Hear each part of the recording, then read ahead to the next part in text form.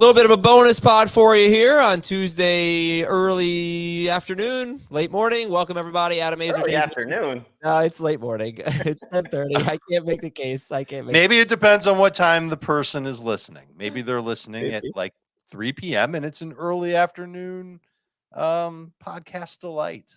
I'm sick. Give me a break. I woke up sick. I'm gonna battle here. I'm sorry if I sound terrible.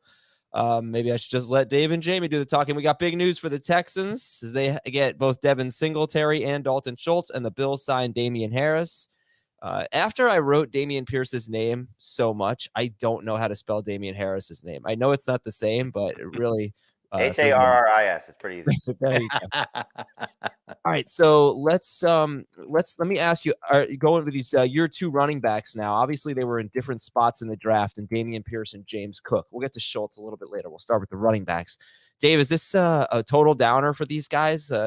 Adding Singletary for Pierce and adding Harris for Cook. Look, I think we knew that Buffalo would add somebody into that backfield. It's almost a blessing that it's Damien Harris and not Bijan Robinson or somebody of that ilk.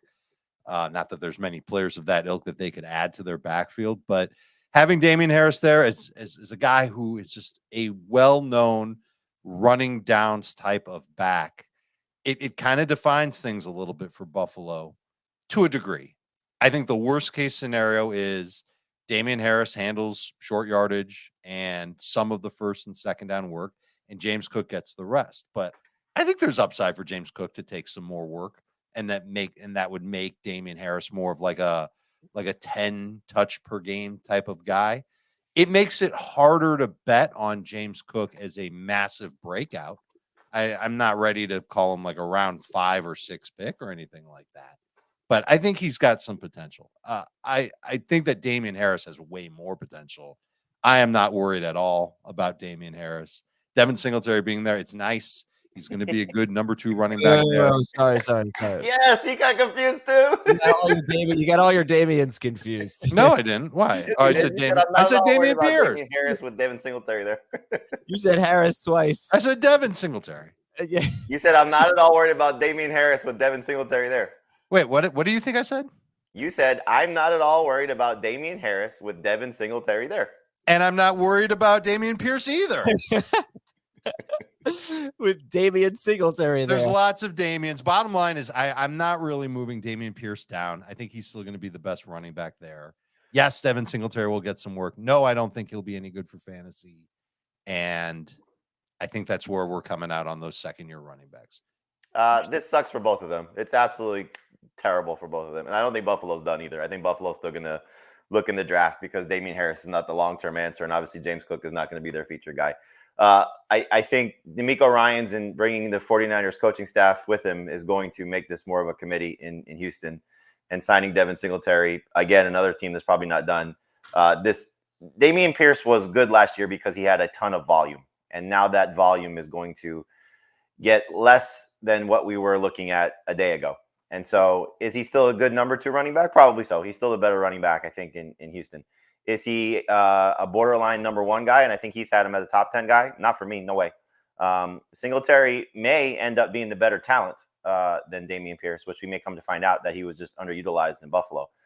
You've noted this time and again, Adam, just how explosive he's been when getting the opportunity to touch the ball. And this offensive line, I'm so impressed with what Houston continues to do for the last couple of years to build this offensive line, and I think will continue to do so. And so as long as the rookie quarterback that they draft is competent, I think this will be a team that runs the ball with a lot of success. And so Pierce will be the lead option going into the season, but it would not be a surprise at all if Singletary is the better of the 2. And he will definitely be the better value of the 2 if you want a piece of this backfield. So what I said yesterday, congratulating Thomas, no more. Not a 3rd-round pick anymore on Dameon Pierce. Now he falls back into the dead zone. If you want to take a chance on him, I get it. You know, I still think he's the better of the 2. But for me, I'll be looking at Devin Singletary probably 3 or 4 rounds later. Go ahead, Dave. He's a round 3 pick. Dameon Pierce for me is a round 3 pick. I'm going to let Jamey have Devin Singletary 3 or 4 rounds later. I'm going to bet on talent. And yes, there's going to be sharing going on. That is what the 49ers kind of overall philosophy is when it comes to running backs. And Bobby Slowick, the offensive coordinator, they're a disciple of Kyle Shanahan. But we also saw them give a lot of work to the best running back many, many games over the past several seasons. And Christian McCaffrey definitely in a different type of league than Dameon Pierce. I said Pierce. And I think that Pierce is still going to be the better running back compared to Singletary. I'm not interested in Devin Singletary. I am very interested in Dameon Pierce in late round 3. Yeah, I want to talk about these running backs in terms of their stats. Well, first of all, Jamey, you mentioned the volume for Dameon Pierce last year. So week 1, he split with Rex Burkhead. Week 14 was the last game he played. So weeks 2 through 14, you basically could not have gotten less of a split. In weeks 2 through 14, Dameon Pierce had 209 carries, and the other Houston running backs had 20 carries. Dameon Pierce had the 5th most carry, actually tied for the 4th most carries in the NFL. And those were that was the games he was healthy minus week 1. And that's gone now. That's probably Is gone. it? Yes. I mean, to that degree, it's definitely gone. Obviously. And then I just still don't know who's going to work on passing downs. I don't know what's going to happen there. The next guy that they bring in. Well, that would suck if they they had Mike Boone. They added him. Is that going to be their answer on passing downs? That would make me sick. I mean, the other thing is, Singletary, you use the word explosive, and I have used that word because True Media, where I get the advanced stats, has an explosive run. I did the Austin Powers or Dr. Evil air quotes there. Explosive run as 12 or more yards. Devin Singletary gets a lot of those. He's not going to get a lot of 30 plus yards. He's not that kind of back, but basically since he's entered the league, there have been 55 running backs with 300 or more carries, and Devin Singletary is 10th in yards per carry. He is 5th in explosive run rate, 12 or more yards. He's 6th in avoid rate. Yeah, the point I was making is that he actually, and Damien Harris, they both have had very good careers so far, at least in terms of the metrics. Devin Singletary's averaged like 4.6 yards per carry or more. I think every year he's led the Bills in rushing 4 straight seasons. I don't know why they haven't given him more work. It makes me think that he's not as good as the numbers, and they know that. And maybe Dameon Pierce is. I don't know. What is your read on that, Jamey? You said basically you wouldn't be surprised if Singletary were the better running back than Pierce. Is that accurate? Yes. I mean, I don't think that going in, but it wouldn't surprise me at all. This is, Dave said bet on talent. Devin Singletary's 5-6 game stretch at the end of 2021 was as good as we've seen in the last couple of years, maybe aside from that stretch from Rashad Penny, of the non-elite guys. And so the Bills finally gave him an opportunity to be their lead guy. It was bye-bye Zach Moss. We didn't have James Cook at that point. And he was somebody that we were very excited about during that stretch of games. And so I don't think he's going to get that type of volume if Dameon Pierce is healthy. But now it's going to be a situation where you're chopping it up among 2 guys. And so if you're telling me that the price of Dameon Pierce, based on what Dave just said, is round 3, no thank you for me. I still think, again, he's the better of the 2. But if I can get him in round 5, I will take it. I would rather take Devin Singletary 3 or 4 rounds later if that's the cost of getting a piece of the Texans running back. It may be a situation where I hope for Dameon Pierce. Look, I have a lot of shares of Dameon Pierce in Dynasty. I hope it's a 70-30 split, but I could see 60-40, if not 50-50, based on how these guys could potentially perform.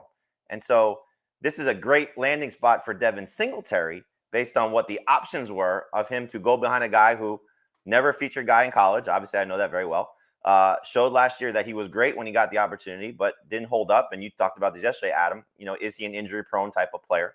I don't think he is. Well, we'll find out. I mean, again, there's a reason why he wasn't a workhorse in college, and we'll see what the Texans decide to do with him in year 2 under a different regime. Let's not forget that was a different coaching staff that used him last year in that role. So I'm just looking at it this way.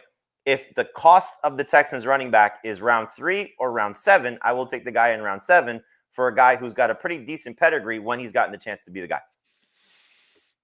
Yeah. Okay. And then I think I just wonder, is it even worth taking Singletary in round 7? Because could there even be a chance in this scenario where he's anything more than, you're lucky if you get 8 points out of him or something like that? He's just a complimentary role, unless Pierce gets hurt. That's been the upside of the number 2 running back in the 49ers backfield the past 2 seasons.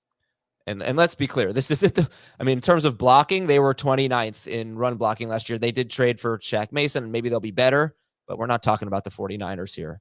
No, but it's the same system, and if the offensive line can adapt to the system, which most offensive lines can, then they'll be significantly better. And I like the offensive line too. I'm kind of curious which quarterback they get and whether or not that guy will matter. We saw C.J. Stroud barely throw to his running backs over the past 2 years at Ohio State. Bryce Young a little bit more, but neither one of them really set the world on fire throwing to the running backs. So I'm not sure how much work they'll do. And if you're going to comparison shop between Pierce and Singletary from last year, they both had good explosive rates. Singletary a little bit better overall. Pierce had the better avoided tackle rate. They were real close in yards per carry, first down per yards, rush EPA. Both were negative in rush EPA. And if we're going to take the numbers from Devin Singletary's breakout at the end of 2021, we should take the numbers from Pierce's breakout in the middle of 2022 when he averaged 18 PPR points per game. If there's a discussion to be had about how these guys are used, and this is going to lean toward what Jamey was saying, I don't think we can necessarily totally blow off the idea that these running backs are very similar. And if the Texans view them similarly, they might just rotate them in series by series. And then we're just waiting for one of them to get hurt and they're both headaches. And if that's the case, then taking one in round 3 would be a little bit of a mistake. And by a little bit, I mean a pretty freaking big mistake. But that's if the coaching staff views them similarly and then uses them similarly. That's a possibility. But I also think that Dameon Pierce is just the better back of the two, and he will continue to see more opportunities than Singletary. Okay. Good difference of opinion there. We'll take a quick break, and when we come back, we'll talk about a little bit more on the Bills' backfield and Dalton Schultz after this. All right, everybody, thanks for tuning in for this surprise podcast on a Tuesday. We have a draft later today, so very interested to see these results. We also have got to have a mailbag at some point. I will make that happen. So many emails coming in. I just, with free agency last week, just have not had time to read them. So I appreciate it. Fantasyfootball@cbsi.com. I'll dedicate a show to that. Please hit the like button if you're watching on YouTube. Please vote for us at the Sports Podcast Group Awards. There's a link in the episode description. There's a link on YouTube. There's a link in our chat right now. So it's in the fantasy and sports betting category. You have to create an account. It takes about 45 seconds, and then you can vote for us. We appreciate that. All right. For the Bills, do you feel like we're just basically back where we started? Do you think Harris this year and Singletary last year have similar roles, Dave? And does it basically play out that way? I'm going to call up the numbers for Harris and compare them to Singletary as far as explosiveness and all that other stuff that we talked about when we compared Pierce and Singletary, and I'll give that to you. But yeah, it does feel like we're right back in the exact same situation where Buffalo's going to have multiple running backs, and they're going to be a team that's going to lean on throwing anyway. And this just fits their MO of not spending a lot of capital, be it draft picks or salary cap space, on the running back position. And they're just going to make use of the guys that they have and lean on them based on their strengths and not necessarily give them a ton of work. Singletary averaged 0.2 more yards per carry than Damien Harris in 2022. Their rush EPA, Harris was actually a little bit better, but both were negative. Explosive rate, that favored Singletary over Damien Harris. Avoided rate, that favored Singletary over Harris. So this might be a little bit of a downgrade. But if you look at the 4 years they've been in the league, they're both very good. I'm looking straight right, but I'm looking just at last year. No, they're both. I mean, this is the thing. Both of them have been very efficient running backs. They lack, I think we can say, they lack big play ability. I mean, they're not superstars. We're not saying that, but they've been very good running backs. I think this is why I was so interested in the running back in the free agency running back class. I knew that, we probably weren't going to get something huge, but because Barkley stayed. But these are good players that could mostly just be a detriment to some other running back that they're going to be sharing a backfield with. I think that, right? They're not, unfortunately for James Cook and Dameon Pierce, they didn't add some washed up scrub. Like they didn't add Jamal Williams. Sorry. I know he's not a washed up scrub necessarily, but wouldn't you have preferred them add Jamal Williams than Damien Harris or Singletary? But they could have also drafted a guy. Or they could have made a splash or, done something to try. Like they could have gotten Miles Sanders. Sanders is an upgrade over all these guys. They didn't do that. This is about the best case scenario, short of either team not adding anybody or like a day 3 pick at running back, and that's it. Okay. All right. And Jamey, would you rather have Miles Sanders or Dameon Pierce? Sanders now. And Dave, you're going to stick with Pierce, right? I'll stick with Pierce. Let's talk about Dalton Schultz. Dalton Schultz, the Texans on a 1-year deal could be worth up to $9 million. Where is he going to be in your tight end rankings, Jamey?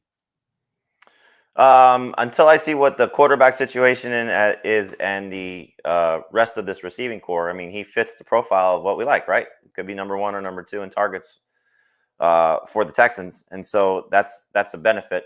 But if it's, not the best quarterback situation, which at this point, you're probably looking at Bryce Young or CJ Stroud. So you kind of know what you're getting. But it's really the receiving core at this point. I think he's still got top 10 upside.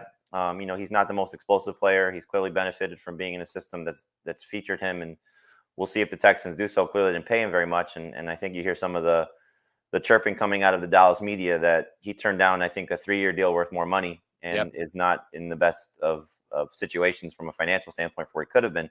But in any event, he gets a chance on a 1-year prove-it deal, and so hopefully he goes out and puts up big numbers. He does not have top 5 upside, in my opinion, but he definitely has top 10 upside. So closer to 10. Still a number 1 tight end, but he'll be in that group of, for me, Pat Freiermuth, Greg Dulcich, the younger tight ends of the guys you'll settle for as opposed to guys you'll target. Dave? I think he's slightly better than the Freiermuth and Dulcich group, but in that top 10 type of range. And I agree, he doesn't have the same type of upside that he might have had at this time last year. But going back to what we were talking about with the running backs in Houston, this is Bobby Slowick as the offensive coordinator. He's coming from San Francisco. They've got a pretty good move tight end in San Francisco in George Kittle, and they utilize that position quite a bit. So I would imagine that Dalton Schultz will be in line to get a good amount of targets. Like him a little bit better in PPR than non-PPR. Certainly think he's a top 10 tight end that you can settle for.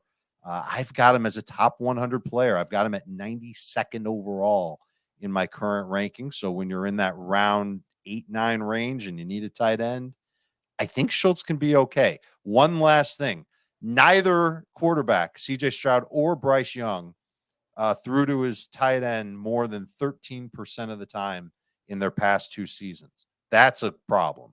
We'd like for one of these quarterbacks to actually lean on their tight ends in college. It didn't happen. Whether or not they do in Houston remains to be seen, but I would guess that they would based on the drain at wide receiver that Houston has. I mean, why would you throw to your tight ends when you're throwing to the best wide receivers in the country year after year? Well, at Alabama, they had a pretty good tight end, and he was utilized in the red zone to a degree. So I get the argument with Ohio State, and Ohio State's tight end but made Alabama a bunch of mistakes. Alabama always has great wide receivers. Sure, of course. But they had a good tight end as well, and he still threw him 13. So, okay. So, what was I going to? So, you talked about the system in George Kittle. It did not work out for Mike Gesicki. In fact, it was a terrible system for Mike Gesicki. Well, if Gesicki wasn't the same kind of fit either. Okay. Want to expand on that? Because I feel like Gesicki doesn't block. And so I think the coaching staff might have been unhappy with him overall. And again, look at the receivers that Miami had compared to Gesicki. So I don't think that he was necessarily a good fit. This isn't me saying that Dalton Schultz is about to score 11 touchdowns or however many touchdowns that Kittle had last year. But I think he can come up with, I think he'll be north of 50 catches. That's a good start. And I think he'll be a target in the red zone. Okay. The only comparison I could come up with, a guy that was going to be the clear number 1 target on his team on a maybe bad offense, was Higbee. After Kupp and Stafford got hurt last year, he was terrible, but they barely threw the ball. He was tight end 16 per game. But they threw the ball like 26 times per game. So I don't even know if it makes sense going to that, but he was better with Stafford and Kupp than he was without both of them. And I don't know if that's the only kind of comparison. You're going from like Dak and from being with Dak and Lamb to, with like a backup quarterback basically, and a rookie quarterback and nobody. I don't know. And Kellen Moore. Don't forget that too. And Kellen Moore. All right, that probably doesn't matter, but I just thought, hey, has there been a tight end recently who's been the number one guy on a bad offense and has been good? Maybe you could say Hawkinson 2 years ago. St. Brown kind of came alive after Hawkinson got hurt. Hawkinson was fine. He was good with the Lions, but Higbee really struggled last year when they were a bad offense without Stafford. But they were very run heavy. Okay, that's it for today's show. Thank you to Dave and Jamey for hopping on. Appreciate it. So interested to see the results of the mock draft that we do later today. So we will reveal those to you on Wednesday. We'll talk to you then. Also, could talk to you before that. There's always the Aaron Rodgers thing, and apparently DeAndre Hopkins is close to being on the move, so stay tuned for that. See you later, everybody.